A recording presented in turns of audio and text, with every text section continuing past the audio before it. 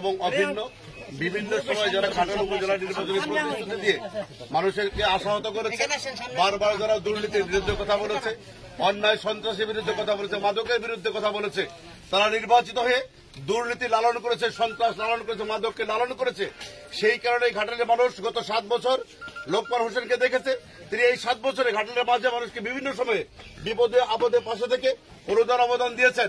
এই জন্য মানুষ আগামী 21 তারিখ সন্ত্রাসের বিরুদ্ধে, যারা মাদককে লালন করে তাদের বিরুদ্ধে, মির্জাফর অন্যায়কারীদের বিরুদ্ধে মোটর সাইকেলে ভোট দিয়ে প্রমাণ করে দেবে ঘাটালের মাটি লোকমান হোসেনের ঘাটি, গুন্ডা মার্কার ঘাটি। মোটর সাইকেলে ভোট দেওয়ার বিশ্বাস করি। প্রিয় ভাই এবং বন্ধুগণ, আমরা আরো বলতে চাই, বিগত দিনগুলোতে এই উপজেলায় বসে যারা অন্যায় করেছে, দুর্নীতি করেছে, তারা নির্বাচনে অংশগ্রহণ করার সুযোগ তারা পায় নাই, অংশগ্রহণ করতে পারে নাই। জনগণকে তারা প্রত্যাখ্যিত হয়েছে বলেই আজকে তারা হুন্ডার বিরোধিতা করে মানুষ সজাগ এবং সচেতন।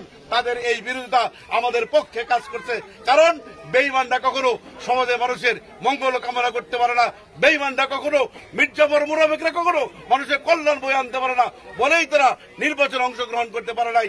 আগামী দিনে লোকমান হোসেন হবে ঘাটালের জনগণে মোটর সাইকেল মার্কার উপজেলা পরিষদের নির্বাচিত চেয়ারম্যান, যার নেতৃত্বে ঘাটাল সন্ত্রাস থাকবে না, চাঁদাবাজ থাকবে না, দুর্নীতি থাকবে না, অনিয়ম থাকবে না, সুন্দর সামাজিক সমাজতর্পূর্ণ একটি নির্বাচন হবে। সেই অবাধ সুষ্ঠু নির্বাচনে লোকমান হোসেনের ঘাটালের মানুষের নেতা নির্বাচিত হয়ে মানুষের সামগ্রিক উন্নয়ন করে যাবেন, এই প্রত্যাশা রেখে সকলে মঙ্গল কামনা করে 21 তারিখ পর্যন্ত মোটর সাইকেল মার্কায় ভোট প্রার্থনা করে আমি শেষ করছি। আল্লাহ হাফেজ। Bangladesh motor cycle. আমরা আছি তোমার সাথে।